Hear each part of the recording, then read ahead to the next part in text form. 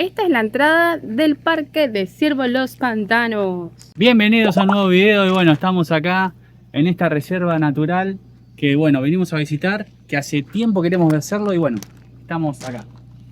Vamos. ¡Acompáñanos! El Parque Nacional Ciervo Los Pantanos posee una superficie aproximada de 5.200 hectáreas.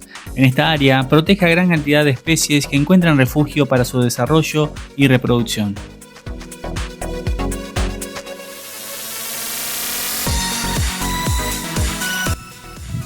Acá tenés los horarios, si querés venir a visitar el lugar, de lunes a viernes de 10 a 18 horas, sábados y domingos de 10 a 18 horas también, feriados también lo mismo de 10 a 18 horas y la permanencia en los senderos hasta las 17 horas. Así que bueno, esto es para tenerlo en cuenta, si quieren venir a visitarlo, están más que invitados.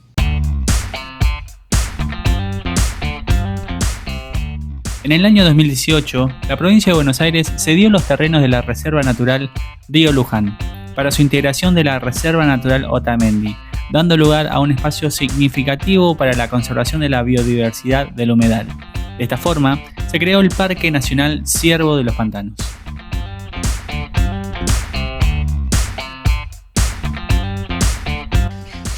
En este sector se encuentran los baños.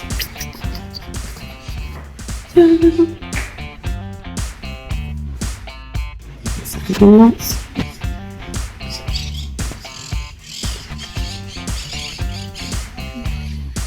Bueno, tenemos mucho espacio, lugar de estacionamiento.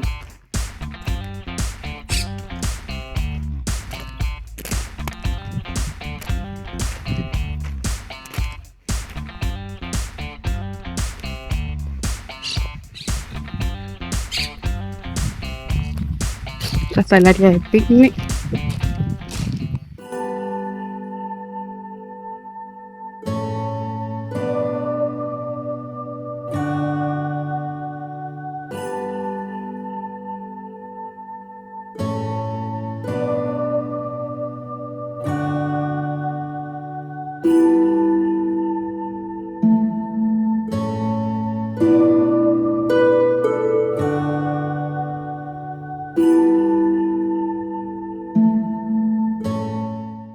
Si te gusta nuestro contenido, te invitamos a suscribirte a nuestro canal, darle like y acompañarnos en cada viaje.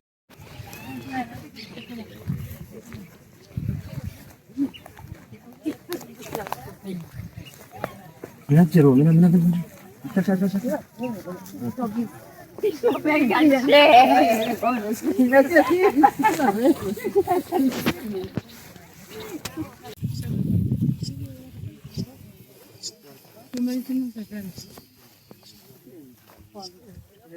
Estamos en este momento transitando, ¿sí?, lo que es el sendero. Este se llama sendero extendido o justamente sendero a la laguna, ya que después ustedes van a tener posibilidad de recorrer el sendero que va hacia el mirador. Pero esto sería lo que es el acceso a la parte del humedal, ya que por el otro sector no podemos llegar al humedal, no podemos descender la barranca. Pero hablemos de dónde estamos. ¿En qué parte estamos?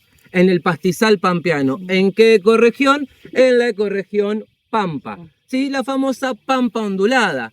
¿Cómo se llama este barrio? Las Colinas de Otamendi. Si ustedes miran hacia el horizonte, estamos hacia la copa de los árboles. ¿Por qué? Porque esto es justamente una zona de lomadas. Los que vinieron por la ruta panamericana, si venían desde el lado de Buenos Aires, lo tenían hacia nuestra derecha. Si venían del lado de Campana, lo tenían hacia la izquierda. Cuando llegan a esta zona empiezan a ver las lomadas, ¿sí?, que es esta parte donde la llanura deja de ser tan plana y empieza a tener estos declives que culminan en el sector de la barranca. Este lugar, ¿sí?, justamente va a tener un predominio de un pasto, ¿sí?, un pasto nativo que es la flechilla, ¿sí? Ocupa una pequeña porción de nuestro parque nacional, pero es una de las únicas partes donde se conserva, donde se cuida el pastizal nativo en toda la República Argentina. Y fíjense que yo utilizo la palabra nativo. Hoy día, sí, es muy común escuchar el tema de reforestemos con nativo, los animales nativos, el cuidado de lo nativo, ¿no es cierto? ¿En detrimento de qué? de lo exótico, pero ¿entendemos qué significa que algo sea nativo, tanto una especie de planta como una especie de animal? Son especies que están presentes en este lugar no desde hace cientos, desde hace miles y hasta millones de años, y se tuvieron que acostumbrar ¿a qué? Al ambiente, se tuvieron que adaptar al ambiente. Y cuando hablamos de ambiente, hablamos de este calor que tenemos en el verano. Alguno ha estado en esta zona en el invierno, capas de escarcha en el invierno, ¿sí? Eso es ambiente, el clima, el suelo, ¿sí? Pero también se tuvieron que adaptar ¿a qué? Al resto de los individuos que forman parte del ambiente, como por ejemplo los polinizadores, los roedores. Es más, está comprobado, ¿sí? Vieron cuando se realizan investigaciones científicas, y sin meterme tanto en detalle, cuando escuchan a cierto instituto argentino como el CONICET que realiza investigaciones, bueno, hay investigaciones que nos dicen que la flechilla, no este pasto que estamos viendo ahora, la especie, tuvo contacto directo con la megafauna. ¿Saben lo que es la megafauna? Los animales, los mamíferos que estuvieron antes del presente. Yo siempre digo, si vieron la Era del Hielo, la película en sus 4 versiones, saben lo que es la megafauna, ¿no es cierto? El tigre de dientes de sable, el ditodonte. Es más, justamente cuando antes de que tuviésemos la presencia de las ciudades, toda esta llanura era una pradera de este pastizal que tenemos acá. Pero ahora tenemos la presencia de, ven ese que tienen ahí al ladito, que en muchas casas se utiliza como ornamentación. ¿Cómo se llama? La carda. Ahora hablamos de la acacia, para que te me adelantaste. La carda, el cardo, que cualquier persona que empieza a transitar el campo argentino dice, ¡ah, qué más nativo de nuestro campo que la carda! Nativo de nuestro campo, la flor nacional de Escocia. ¿Qué más nativo que esa flor violeta que vemos en el campo argentino? Completamente exótica y completamente invasiva. ¿Qué genera eso? Ya lo vamos a hablar, pero esperen, tenemos pastizal, también tenemos arbustos como la chilca, que la tenemos acá al costadito sobre la izquierda, sí, que no es un arbolito, es un arbusto grande, de gran tamaño, sí. Principalmente predomina la flechilla y la chilca, sí, con estas invasoras que tenemos acá, como la carda, y también en lo que son los arbolitos, vamos a tener la presencia de este que a mí me gusta mucho, que es el curupí, sí, el curupí. Una vez que lo ven y lo distinguen, van a ver que lo van a ver por todos lados. El curupí está presente en muchísimas plazas, en muchísimas veredas. Acá en nuestro Parque Nacional también presente. Y como Andrea recién mencionó, claro, Andrea no vio acá el pompón, sino vio esas espinas que tenemos ahí atrás, que es una de las peores y más problemáticas especies arbóreas invasivas, la acacia negra. Pero no me voy a meter ahí, sigamos caminando un poquito. Que no hay tanto pasto por eso.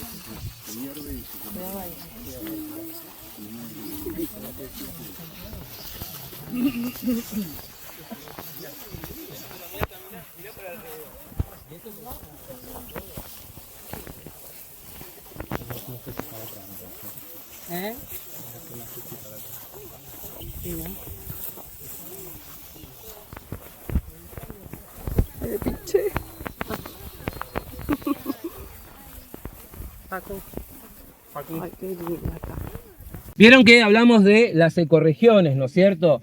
Yo en el mapa dije que dividimos a nuestro país un poquito en forma arbitraria, ¿no es cierto? Por el conocimiento que vamos descubriendo y para entender un poco la naturaleza, ¿no es cierto? Pero la naturaleza no entiende tampoco tantos de esos límites que nosotros marcamos. Porque no es que, por ejemplo, la cortadera dice, uy, yo soy de la ecorregión Pampa, acá termina, para allá no voy a crecer. Hay lugares donde se fusionan, donde las ecorregiones se juntan, también le buscamos un nombre, le llamamos ecotono, simplemente a modo de comentárselos, pero fíjense acá la presencia de la cortadera, muchos le dicen el plumerillo, ¿sí? El plumerito blanco también de decoración, muy lindo ahí, pintado de diferentes colores, ¿sí? La cortadera la vamos a tener presente acá, la vamos a tener presente colgada de la barranca y la vamos a tener presente dominando el humedal. Entonces, quiere decir que está presente en las 3 ecorregiones, ¿sí? La cortadera, al igual que su pariente cercanita que tenemos acá, que es el caraguatá o serrucheta, tienen justamente su nombre, serrucheta y cortadera. Y fíjense que yo, tranqui, no pasa nada. ¿Por qué? Porque las conozco y las estoy haciendo a favor de los pinches. Si yo llego a hacer esto para el otro lado, me van a quedar las manos marcadas por un largo rato, al igual que esta, que ni se les ocurra hacerlo para el otro lado, porque se van a pinchar, ¿sí? Estas ahora están en flor y ahí abajo abajo, entre lo que es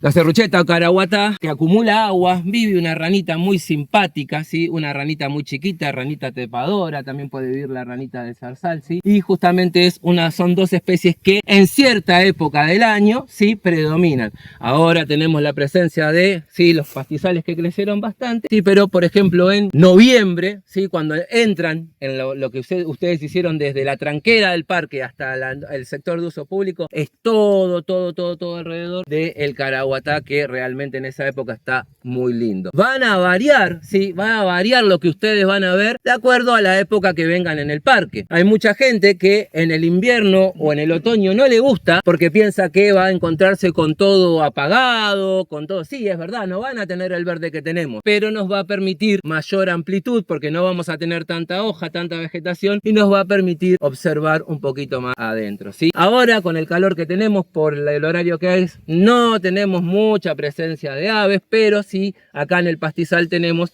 la presencia de muchas aves rapaces, ¿sí? Los clásicos, el arancho, el chimango, pero también tenemos los halconcitos, el tahuató, ¿sí? Y también, sí, también en esta época, más a la mañana y más a la tarde, cuando estamos en el pastizal, se escucha pasar al chiflón. El chiflón es muy fácil de reconocer, un camión haciendo marcha atrás. ¡Pi, pi, pi! Y ahí pasa el chiflón y lo buscás y por allá pasa. Vamos a ver bandadas de garza que vienen de los humedales de allá buscando los humedales de acá también, ¿sí? Y vamos a ver muchísima presencia de aves.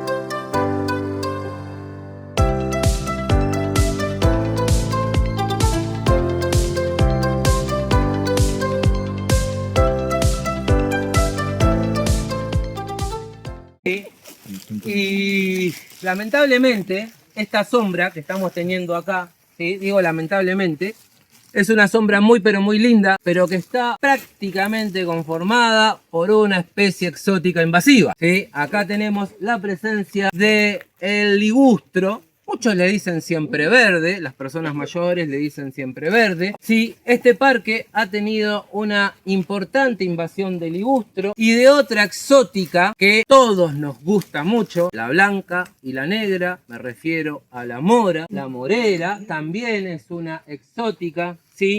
Tenemos la acacia, tenemos el almes. Las exóticas, ¿qué generan? ¿Cuál es el problema de la exótica? ¿Sí? Es más, ustedes después cuando tengan la oportunidad de recorrer otros de los senderos del parque, van a caminar por un lugar donde se ha realizado un control de especies exóticas invasivas, es decir, se han talado esas especies. Pero preguntémonos, ¿por qué talaría un árbol que me da sombra, un árbol que me da oxígeno en un parque nacional? Como habrán notado, ya estamos casi prácticamente comenzando a bajar la barranca. Entramos en otra ecorregión del espinal. Principalmente, ¿qué características van a tener las especies vegetales, los grandes árboles del espinal? ¿Qué van a tener? Espinas. ¿Hasta ahí estamos todos de acuerdo? Ahora, ¿qué un árbol va a generar espinas? Para defenderse, porque tienen un crecimiento lento, pero además también es una adaptación al ambiente. ¿Se acuerdan, no? Ambiente, la planta se adapta, la naturaleza se adapta. Es una adaptación a la falta ¿de qué? De agua. Exactamente. Y estamos en la llanura pampeana, uno de los lugares más ricos, con mayor humedad. Estamos al lado, prácticamente estamos a punto de entrar en un humedal. Y ustedes me dicen que la planta se adaptó a la falta de agua. ¿Falta agua acá? La naturaleza se adaptó a la falta de agua. ¿Falta agua? Escuchen la pregunta, caramba. La naturaleza se adaptó a la falta de agua. Punto. ¿Falta agua? ¡Ah! Respóndame, loco. Son como los nenes, quieren la respuesta toda automática, que se las dé el celular. Vamos, claro, loco, dejen de usar el chat, usen ahí, volvamos a usar el cerebro. Claro que se adaptó a la falta de agua y claro que falta agua. Si la naturaleza se adaptó, muy pocas veces se equivoca la naturaleza. Si se adaptó a falta de agua, porque falta agua. Estamos casi comenzando a bajar la barranca. El espinal crece en la parte alta de la barranca. Alta. Cuando llueve el agua, ¿para dónde se va? Parte baja. Ya tenemos un primer indicador. Pero ahora también hablemos de el suelo. ¿Es todo lo mismo el suelo? nosotros estamos viendo, es más, si esta caminata hubiese sido a las 8 de la mañana, yo hago esta pregunta y ustedes van a ver el suelo húmedo. Y me van a decir, Chino, vos estás re loco. Y no falta agua. Lo que ustedes ven es humedad. Pero ¿qué pasa? Tenemos una capa de prácticamente 50 centímetros de tierra negra, compuesta por todo este sedimento vegetal, compuesta por el material que vino volando. Tenemos unos 50 centímetros de la mejor tierra que vamos a tener en el país. Tirás una semilla y cualquier cosa crece. Pero abajo de esa tierra negra tenemos la presencia de otros materiales y también vamos a tener la presencia de un material que es blanquecino, está cerca del mar, que se llama conchilla. Y abajo vamos a tener arena. Entonces, si el agua cae, se va para la parte baja, la que queda en la tierra abajo tiene conchilla y arena, se absorbe rápidamente. ¿Por qué voy a tener conchilla y arena en la barranca? Que hace miles, no millones, apenas miles de años y apenas hace 6.000 años atrás, y acá voy a ser bastante regional, sepan disculparme, pero para los zarateños la bajada al Náutico, para los campanenses la bajada al Boclu, la bajada de la Real, la misma barranca que tenemos acá hace 6.000 años atrás era la playa del mar. Hasta ahí llegó el océano. Vamos a jugar un poquito más con la cabeza hasta Rosario, hasta la barranca de Rosario llegó el mar hace 6.000 años atrás. Cuando se retiró, dejó toda esa composición de sedimento y además fue formando lo que ahora en un ratito voy a ir hablando, que es los distintos albardones del humedal. Hasta ahí me van siguiendo. Esto no es un proceso de un día para otro. Estos son procesos de cientos de años, de miles de años, ¿sí? La última ingresión grande, la ingresión querandina.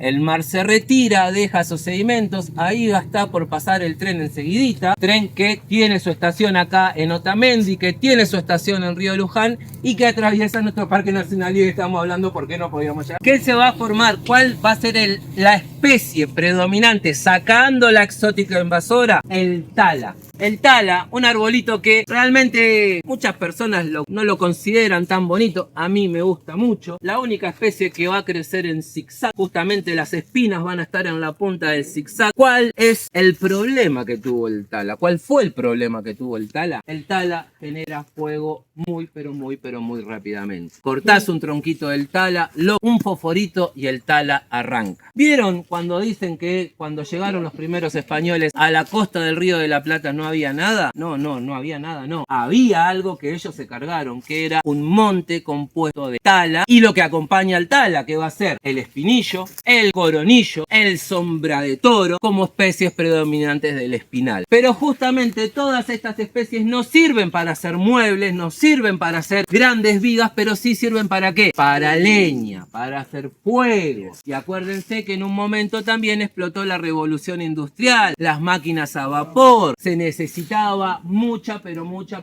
leña. Si alguno es de la zona de Tigre, el señor Pacheco tenía su zona quinta en el talar de Pacheco, y había otro lugar a donde se acumulaban los troncos del talar. Fíjense, nombres que llegan hasta hoy de lo que fuimos haciendo con la naturaleza. Digo fuimos haciendo, ¿por qué? Porque la hicimos desaparecer. Los que son de Campana, de Zárate, de San Pedro. Nombro todo esto, ¿por qué? Porque la ciudad está hecha sobre la barranca. ¿No había nada en la barranca? No, había todo esto que ustedes están viendo, y gracias a este parque nacional lo podemos conservar. Y ahí vamos empezando a descubrir la importancia de los parques nacionales, ¿no es cierto? Flavio recién me venía diciendo, veníamos hablando, conversando, vuelvo a repetir, los que vienen de zona norte habrán visto el Parque Industrial Escobar. Tengo 44, soy viejito, pero yo cuando era chiquito, eso era un humedal. Es más, no era tan chiquito, hace 15 años atrás, eso era humedal. Este paisaje es parecido al que está allá adentro.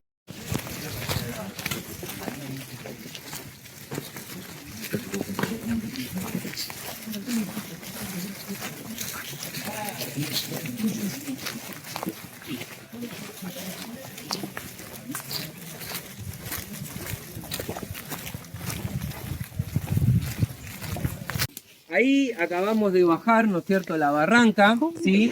Esta barranca nos va a ir acompañando, se corta justamente en el río Luján, vuelve, digo en el río Luján porque el río Luján está para allá, vuelve a surgir nuevamente, va a ir acompañando todo lo que es parte de la costa de, digamos, de lo que es Benavides, Pacheco, Bancalari, San Isidro, San Fernando, San Isidro, Vicente López, y la barranca esta, que como les dije, nace allá a la altura de Rosario, su última parte, su última partecita, va a ser, para aquellos que conocen, Parque Lezama, en la entrada a La Boca, en la ciudad de Buenos Aires. De ahí para el sur, no desaparece el Espinal. El Espinal continúa, ¿sí? Y termina en otro parque nacional, que es el Parque Nacional Campos del Tuyú. Si alguno de ustedes conoce la zona de La Plata, Magdalena, es una zona realmente muy bonita donde tenemos la presencia muy marcada de la vegetación del espinal. Nada más que ahí, si bien tenemos la presencia tal, vamos a tener la presencia de otro árbol, mucha mayor presencia que en este parque hay, que yo luego de 4 años no he visto, pero este año tal vez ver, coronillo. Y el coronillo es la planta hospedadora de ¿qué mariposa? ¿La conocen? La mariposa bandera argentina, que el año pasado, a fin de año, fue declarada monumento natural de la provincia de Buenos Aires. Es realmente hermosa, ¿sí? No solo se alimenta del coronillo, se alimenta de otras 2 especies que son el bugre y el ingá, que están presentes acá en la zona que ya estamos, porque ahí espinal. Y acá ya ingresamos en la tercera ecorregión que vamos a conocer, que es la ecorregión Delta e Islas del Río Paraná. Estamos en la transición, pero yo para que ustedes después cuenten que estuvieron, vamos a decir que estuvimos en las 3, ¿no es cierto? Pero vamos a decir, sí, conocimos las 3 porque fue un evento especial. Entonces, esta es el sector. Sí, la mariposa bandera argentina es realmente muy bonita, y yo siempre hago alusión a la mariposa bandera argentina porque sinceramente no la conocí hasta que viví en Punta Indio, único municipio de la República Argentina que protege a un insecto, que protege a la mariposa. Y también me enteré que justamente a veces nosotros, los humanos, por desconocimiento, cometemos gravísimos errores, como por ejemplo, durante años hemos matado a la oruga de la mariposa bandera argentina. ¿Por qué? Porque la oruga de la mariposa es una oruga de casi unos 8 centímetros, 10 centímetros, con un color muy fuerte que es rojo, negro y blanco. No solamente eso, cuando está en estado de oruga adulta, tiene un comportamiento gregario, es decir, se va a agrupar para protegerse. Durante el día salen a la tardecita salen a comer, y durante el día lo que van a hacer, una se va a colgar de una ramita de estas 3 especies, del coronillo, del bugre y del ingá, y de esas se van a colgar el resto formando un racimo de orugas. Pues imagínate, no conoces, estás ahí, te compraste una casita en la naturaleza, tenés ese arbolito, tenés un hijo chiquito, no, mira lo que es eso, préndelo fuego a la gata peluda.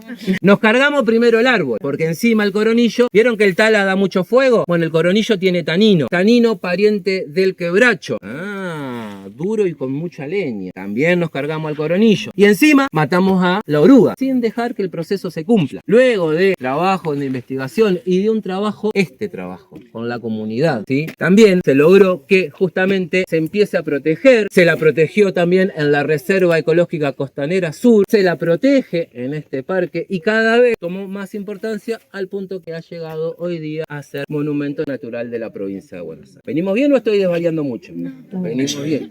Y acá aprovecho también esto, que uno también va guiando de acuerdo al interés que ustedes van demostrando, y como ustedes van demostrando un poquito de conocimiento, uno va guiando también. Acá sí tengo que hacer un poquitito de flores a nuestra profesión, los guías de turismo. Si ustedes este parque lo recorren sin guía de turismo, se perderían de mucha de esta información. Nosotros trabajamos fuertemente con el turismo educativo, ¿sí? Con el turismo de naturaleza. El parque tiene su cartelería, el parque tiene sus recorridos autoguiados, pero en los tiempos que corren, lamentablemente nuestra profesión últimamente está queriendo ser reemplazada por esto, y esto no les puede dar todo lo que nosotros también le podemos brindar, ¿sí? Hago un poquitito de flores para acá porque también parte de esto es el trabajo que hacemos con la comunidad.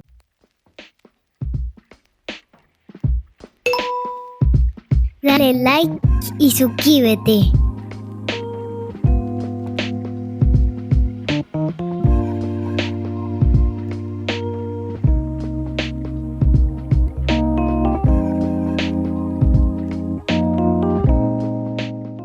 Si bien todos los ambientes que fuimos recorriendo del parque son importantes, ¿por qué dentro de lo que yo explico me gusta decir que este es uno de los sectores más importantes? Porque estamos en el humedal, ¿sí? El humedal, ¿por qué es tan importante para nosotros, para los humanos? este humedal y todos los humedales que tenemos, ¿no? El humedal no es solamente lo que está acá al ladito del río, tenemos humedales de altura, ¿sí? Las turberas allá en lo que es Tierra del Fuego son humedales, ¿sí? Laguna de los Pozuelos en la Puna Jujeña es un humedal, sí, pero justamente estos lugares son tan importantes porque van a ser aquellos que van, en este caso en la zona donde nos encontramos, a hacer el filtro de nuestro agua, del agua que bebemos día a día. Vuelvo a hacer una referencia local para la gente de Campana, que no me digan que el agua no cambió, los que tienen 40 como yo, el agua antes no era mucho más rica, ahí me está diciendo que sí, tiene más de 40, bien, entonces me está diciendo que sí, que era mucho más rica, hoy el agua está bastante salobre. Esto tiene que ver con que se han utilizado muchos pozos y se busca tener nuevos pozos, ¿sí? Para explicar, debajo de nosotros, ¿qué tenemos? Napas de agua. Esas napas de agua cuando son grandes, ¿sí? Cuando son muy importantes van a recibir el nombre de acuíferos. Debajo de Zárate, Campana, San Pedro y hasta lo que es el río Salado se encuentra el acuífero más importante de la provincia de Buenos Aires que recibe el nombre de acuífero Puelches. Y al norte de San Pedro, pero con influencia de este humedal y de la cuenca del río Paraná, se encuentra el acuífero más importante del mundo que es el acuífero Guaraní. El Puelches empieza a los 60 metros de profundidad, el Guaraní empieza a los 90, 100 metros de profundidad. ¿Qué pasa? ¿Cómo hago para que el agua llegue filtrada ahí abajo? Tengo que tener todo esto que tenemos a nuestras espaldas, enfrente mío, todo esto que tenemos acá. Tenemos que tener el humedal. El humedal va a ser como una esponja que va a absorber ese agua que hablamos que cayó de la barranca de arriba, pero también el agua que va a desbordar del río Paraná cuando ocurren las sudestadas o cuando ocurren las lluvias caudalosas. El agua va a quedar acumulada acá. Vamos a tener en este lugar dos lagunas permanentes, ¿sí? Una es la Laguna Grande, la otra es la Laguna del Pescado. La Laguna Grande entre 30 y 35 hectáreas es lo que se estima que tiene, pero bueno, como va variando a través de la evaporación y las lluvias y demás, entre 30, 32, 35 hectáreas, ¿sí? Que son las permanentes. Y después, si nosotros vemos desde arriba todo esto, vamos a ver un gran manchón verde con diferentes tonalidades de verde. Pero si nosotros intentamos caminar en línea recta para allá, seguramente en algún momento vamos a quedar atrapados o vamos a caminar sobre ese terreno cenagoso, sobre ese terreno pantanoso, sobre ese humedal. Todo es lo mismo, ciénaga, pantano, ¿sí? Van a ser diferentes definiciones, pero estamos hablando de lo mismo. Muchas veces me preguntan, ¿esto es un pantano? ¿El pantano no está en Brasil? Es lo mismo, prácticamente. ¿Sí? Si no, no estaría el ciervo del pantano. Bien, entonces, seguimos. ¿Qué va a pasar? El agua va a quedar acumulada y a través de un proceso de decantación va a comenzar a filtrar. Primero va a pasar por las raíces de la vegetación que van a ser el primer filtro y después por las diferentes capas de sedimentación. Imagínense que ese agua que cayó contaminada de la lluvia que vino arrastrando un montón de mugre quedó acá y tuvo que descender 60 metros a través de diferentes procesos de filtrado. Si lo comparamos a aquellos que conocen los filtros de cerámica, ¿sí? Un filtro de cerámica que adentro se le pone diferentes materiales, se le pone carbón, se le pone arena, materiales que tenemos acá, es lo mismo. El filtro de cerámica es una imitación del humedal. ¿Qué pasa si yo en vez de tener esto que tengo acá, tengo a bahías del Paraná, tengo a puertos, tengo a Nordeltas, tengo el Naudil, perdón si alguien vive en esos barrios, siempre lo digo con el mayor de los respetos, ¿sí? ¿Qué pasa si en vez de tener esto tengo eso? La lluvia va a seguir cayendo, pero no va a estar el proceso de filtrado. El agua se va a ir al río Paraná, del río Paraná al río de la Plata, del río de la Plata al océano Atlántico. Y es rico el agua de mar. ¿Podemos tomar un vasito de agua de mar? ¿Podemos alimentar una planta con agua de mar? Entonces yo no lo voy a decir, me lo van a decir ustedes. Si yo no tengo el humedal, ¿tengo vida o tengo muerte? ¿Seguimos haciendo barro arriba del humedal? Porque está recopado venir a vivir a la naturaleza. Recopado. Bueno, no tengo nada en contra de la gente que tiene plata, sí en contra de la gente que tiene poder y hace las cosas mal. Bueno, pará, vamos a terminar la visita. A todo esto, ¿cómo se llama este parque nacional? ¿Y qué hable del ciervo de los pantanos? Ah, no hable nada del ciervo de los pantanos. Esperen un cachito, no hable nada del ciervo de los pantanos, pero con todo lo que hable, ¿les parece que es importante este parque? Sí. Listo, ya está. No hablo más de... ni lo menciono al ciervo. Es más, ustedes vinieron en realidad mayoría por el nombre del parque. Muchas de las personas que vienen acá vienen atraídas por el nombre del parque y muchas personas piensan que esto es un tema Iquén, que van a entrar y los ciervitos van a estar saltando y le van a sacar una selfie. Es verdad, no se mientan porque ustedes piensan eso y no va a pasar. lo que no significa que en este lugar no vivan y no habiten ciervos de los pantanos, y lo que no significa que este lugar sea más que importante para la conservación del ciervo de los pantanos, ¿sí? Ya dijimos la explicación del humedal. Hablemos un poquito del mamífero más grande que habita este parque, que es el ciervo de los pantanos, monumento natural de la provincia de Buenos Aires. Desde sus patas hasta su cruz, es decir, hasta su lomo, puede medir 1,20 m de altura aproximadamente. ¿Cuánto me dijo? 1,25 m, 1,30 m más o menos, ¿no es cierto? 40. 40, bueno, mirá, ahí tenés, más o menos lo tengo ahí. Sí, unos 2 metros, sí, su largo aproximado. ¿Y qué va a tener? Va a tener adaptaciones. ¿Se acuerdan que hablamos de las adaptaciones al ambiente? Adaptaciones para poder vivir en el humedal. Una de las adaptaciones más características va a ser patas que no van a terminar en una pezuña como terminan caballos, las vacas, sino que va a tener la posibilidad de abrirse. Me sale solamente con la izquierda, con la derecha no me sale. Si se abre así, y es más, si ustedes ven una huella de ciervo de los pantanos, es esto. Sí, va a tener esta formita y va a tener esta forma de B corta. Si yo, con 75 kilos que tengo, intento caminar en línea recta, me voy a enterrar. El ciervo de los pantanos no va a poder caminar tranquilamente sin enterrarse tanto, porque esa es una de sus adaptaciones. Además, también va a segregar un aceite que le permite, sí, tener un poquito de impermeabilidad. Pregunto, ¿el ciervo de los pantanos sabe nadar? ¿Puede cruzar el río Paraná? Sí. Sabe nadar, ayudado por esa adaptación. Además de tener un pescuezo largo, puede cruzar las veces que quiera el río Paraná. Bien, y después tenemos por un lado a las hembras, por otro lado a los machos. Y no tengo ninguna ramita acá, no importa. ¿Qué tienen los machos en la cabeza? Cuernos. ¿Tienen cuernos o tienen astas? ¿Y cuál es la diferencia entre un cuerno y un asta? El asta son varias puntas, muy bien, perfecto. El asta son varias puntas, el cuerno es uno solo. Y también la cuestión, yo tengo cuerno, se me rompe y quedé mocho, ¿sí? A grandes rasgos, con el perdón de los que saben, digamos que el cuerno va a ser una extensión ósea y el asta, como la uña, no es una uña, pero es como la uña, nos crece y se vuelve a caer. Al ciervo de los pantanos machos, a partir de los 2 años, le crece, se le cae, al año siguiente le crece, se le cae, al año siguiente le crece. ¿Cómo me está creciendo? Igual, más ramificado, con más punta. Ojo, cada punta no es un año de vida, no es un año de vida, pero más puntas y más altura tiene el asta, más antiguo, anciano, mayor es el ciervo. ¿Entendió esa parte? Perfecto. Al igual que los ciervos de la Pampa en la época de Brahma se van a pelear y van a chocar y vamos a escuchar acá en el medio del humedal ¡cha! ¿De los ciervos? No, sí lo usan para defensa, sí son territoriales, sí se van a pelear y a veces lo van a perder y se les va a quebrar, pero no tenemos una época donde vemos a los ciervitos pelearse y pelear, ¿sí? Es más, ¿por qué también es muy difícil de ver ciervo de los pantanos aunque nos pongamos en el mirador y miremos?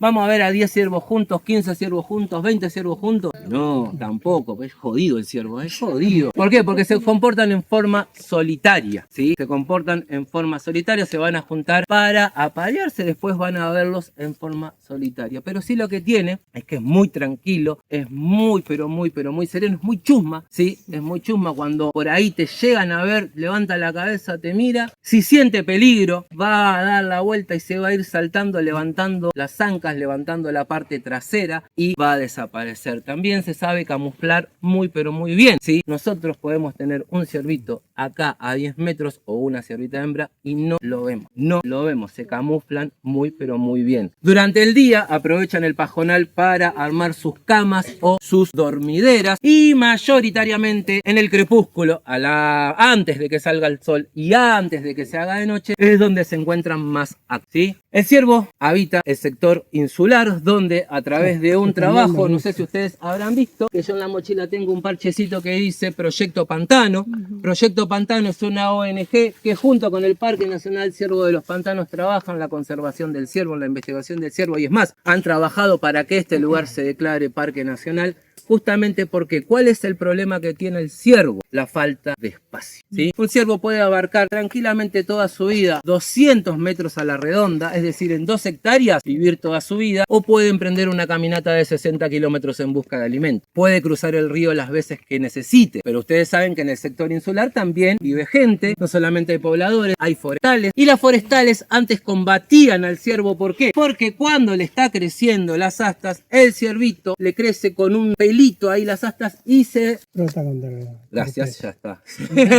Se rascan, y iba a decir, se rascan. Sí, entonces, ¿qué pasa? A un pequeño productor de 10 hectáreas que un ciervo macho le rompa 1 hectárea, lo aniquila. Pero a un gran productor no le hace nada. Parque Nacional Ciervo de los Pantanos, Proyecto Pantano, el INTA han trabajado justamente en ¿qué? En la convivencia. ¿Vieron lo que yo les expliqué de la mariposa? Sí. Si no conozco, si no aprendo, perdón por la expresión, mando cagada. Bueno, evitemos eso, evitemos correr al ciervo. Es más, si el ciervo justamente a través de la comida, a través de justamente su presencia me va dando un ambiente sano, yo necesito al ciervo también en las forestales para tener un ambiente sano. Y además, si encima tengo un monumento natural viviendo adentro de donde yo genero madera, mi madera tiene un sello verde y vale más. Hay que ser inteligente también. ¿Vieron cómo no todo en contra del capitalismo? El capitalismo un poquito también funciona para la conservación, ¿sí? Vamos cerrando. ¿Cuántos ciervos hay en este lugar, en el Bajo Delta del Paraná? Aproximadamente, según el último censo de Proyecto Pantano. ¿Cuántos ustedes se imaginan en el Bajo Delta del Paraná? Que el Bajo Delta va más o menos desde Zárate hasta donde terminan las islas, encontrándose con el río de la Plata. ¿Cuántos pueden? 300. 4.000, casi. 300 te quedaste. Unos 3.000 aproximadamente. Primera sección allá en lo que es la reserva de San Fernando, ¿sí? Unos 3.000 ciervos aproximadamente, pero vuelvo a repetir, ¿cuál es el problema que están teniendo? La falta de espacio. Están creciendo en población, pero le falta espacio. Y en este parque nacional, y es un número bastante dinámico, se han contabilizado entre 30 y 50 ciervos más o menos estables, ¿sí? Y una pregunta que hasta el día de ayer, y lo digo, y esto estuvo, parece, en serio, parece una mentira, hacía muchísimos años que yo no me tomaba el tren a Campana, ¿sí? Ayer me tomé el tren a Campana y me volví yo vivo en Vicente López, en tren. Y durante 4 años que vivo acá, yo he visto ciervo de los pantanos, pero no en el parque, en la isla, ¿sí? La pregunta es, ¿vos viste ciervo de los pantanos en el parque? Y hasta ayer era no. Sin embargo, ayer, volviéndome en el tren, luego de Otamendi, antes de llegar al río Luján, pude ver al lado, pero al lado de la vía del tren, aunque ustedes no me lo crean, porque también la gente me pregunta, ¿pero no las espanta? No, un hermoso ejemplar de hembra. Al lado, o sea, el tren pasando a velocidad, yo buscando en el horizonte, no encontré ninguno, miro acá al costado y una hembra levanta la cabeza y vuelve a agacharse. Así que después de 4 años puedo decir que vi ciervo de los pantanos en el Parque Nacional Ciervo de los Pantanos, y con eso cierro mi guiada. Muchísimas gracias por haber participado. Si te gustó este video, te invitamos a suscribirte a nuestro canal y juntos vivamos las maravillas de viajar.